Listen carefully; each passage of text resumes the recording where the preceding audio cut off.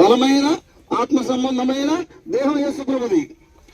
అదే దేహాన్ని దేవుడు మనకిస్తాడు. ఎవరికి ఇస్తాడంటే అందరికి ఇవ్వడు, ఆయన బిడ్డలకు మాత్రమే. అందుకనే అందరు పలకండి, సమస్తమును. పలకండి అమ్మా, ఏ పలకడానికి కష్టం ఏంటి? పలకండి. సమస్తమును తనకు లోపరుచుకున్న దానిన శక్తిని బట్టి ఆయన మన దేవ శరీరమును మన మహిమ గల శరీరమునకు సమరూపము గల దానిగా మార్చును. యేసు ప్రభు యొక్క దేహం ఏ రూపంలో ఉంటుందో ఆయన నమ్మినటువంటి బిడ్డలమైనటువంటి మన దేహం కూడా అటువంటి సమానమైన రూపంలోకి దేవుడు మారుస్తాడు. మన రాజమ్మ శిష్యుల యొక్క దేహాన్ని ఆ రూపంలో మారుస్తాడు. నీ దేహం నా దేహాన్ని కూడా మారుస్తాడు. ఈ దేహము ఈ లోకంలో జీవించడానికి సరిపోయే దేహం. ఇది తల్లిదండ్రుల ద్వారా దేవుడు మనకి ఇచ్చాడు. 70 ఏళ్ళు, 80 ఏళ్ళు, 100 ఏళ్ళు, 90 ఏళ్ళు, 110 ఏళ్ళు కూడా బతుకుతున్నారు. అయితే ఈ లోకంలో జీవించడానికి దేహం సరిపోతుంది, కానీ ఈ దేహంతో పరలోకంలో మనం జీవించలేము. అందుకని అక్షయమైన, అమర్షమైన, ఘనమైన, బలమైన, మహిమ కలిగిన దేహాన్ని దేవుడు మనకిస్తాడు. ఆ దేహంతో యేసు ప్రభు పరలోకంలో ఉన్నాడు. ఆ దేహంతో మనం కూడా ఉంటాం. పరలోకంలో మనం ఏ రూపంలో ఉంటామనేటువంటిది ఇంకొక వాక్యం చూద్దాం. లూకా సువార్త 20వ అధ్యాయం 36వ వచనం. లూకా 20:36. దయచేసి అందరూ పలకండి. మనము, ఈ అందరికీ ఆకలి అవుతుంది, అర్థమైపోయింది. మనము పునరుత్థానములో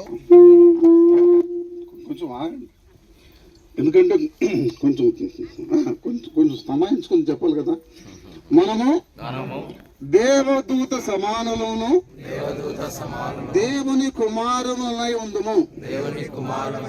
మనమందరము దేవదూత సమానులమును దేవుని కుమారులమునై ఉందుము. మనము చావనే చావము. చనిపోయినటువంటి దేవుని బిడ్డలందరూ కూడా దేవదూత సమానులుగా ఉంటారు. వాళ్ళు నల్లంగా ఉన్నా ఈ లోకంలో, లేకపోతే ఇంక ఏ రూపంలో ఉన్నా, పరలోకంలో మాత్రం ఏ రూపంలో ఉంటారు? దేవదూత రూపంలో ఉంటారు. దేవుని దూతలు ఏ రూపంలో ఉంటారు? నల్లగుంటారు. నల్లగుండేది సైతాన్ దూతలు, అర్థమైందా? దేవుని దూతలు తెల్లగుంటారు. రక్షించబడిన వారందరూ కూడా పరలోకంలో దేవుని దూతలుగా ఉంటారు. అటువంటి అనుభవంలోనికి మనం పోవాలంటే మరణం ద్వారా మాత్రమే. అందుకని దేవుడు మనుషులను మంటికి మార్చున్నాడు. ఒక దినం రాబోతుంది, సమాధుల్లో ఉన్నటువంటి వారి సంగతి ఏమవుతుందో చూద్దాం. ఇంకో 5 నిమిషాల్లో ముగిస్తాను. ఏందబ్బా ఈ ప్రసంగి కూడా దొరికింది సమయం అని చెప్పి బహుదీర్ఘం తీస్తున్నాడని చెప్పి అనుకోవద్దు. దేవుని వాక్యంలో యెషయా గ్రంథం 26వ అధ్యాయం 19వ వచనం. యెషయా గ్రంథం 26వ అధ్యాయం 19వ వచనం. మృతులైన నీ వారు బ్రతుకుదురు. చదవండి. నా వారి శవములు సజీవములు. మృతులైన నీ వారందరూ బతుకుదురు. నా వారి శవములు సజీవములను. మృతులైన వారందరూ కూడా మళ్ళీ బతుకుతారు. మనల్ని దేవుడు బతికిస్తాడు.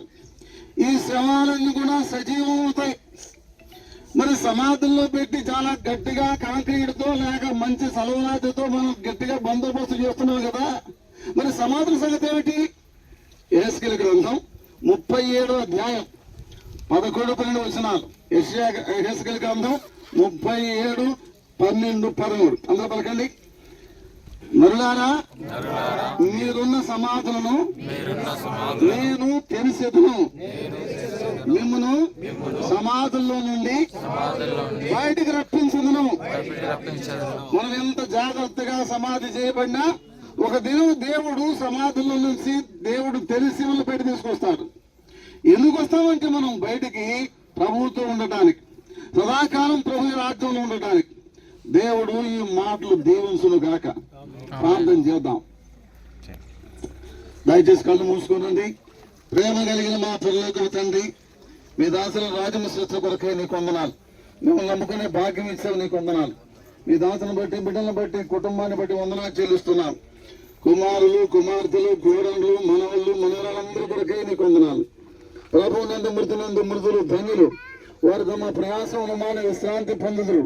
వారి క్రియలు వారి వెంట ప్రభువును అని సెలవిచ్చిన మాట కొరకే నీకు వందనాలు. ప్రభువు నందు మృతి పొందడానికి మీ దాతలకు ఇచ్చిన ధన్యత కొరకే నీకు స్తోత్రాలు. ఈ లోకంలో తండ్రి రక్షణకు నడిపించావు.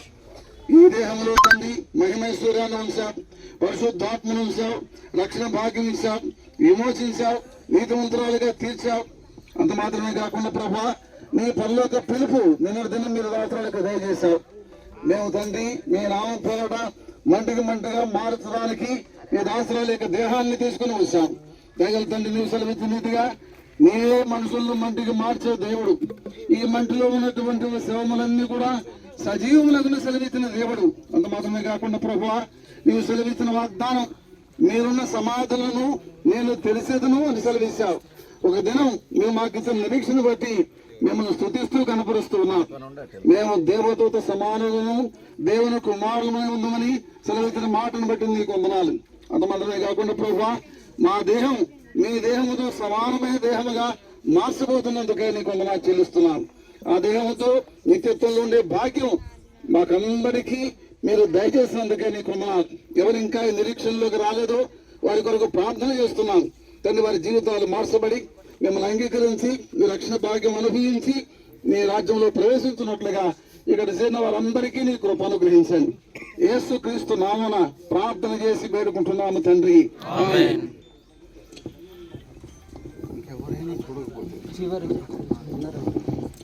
ఒక పాట పాడతాం.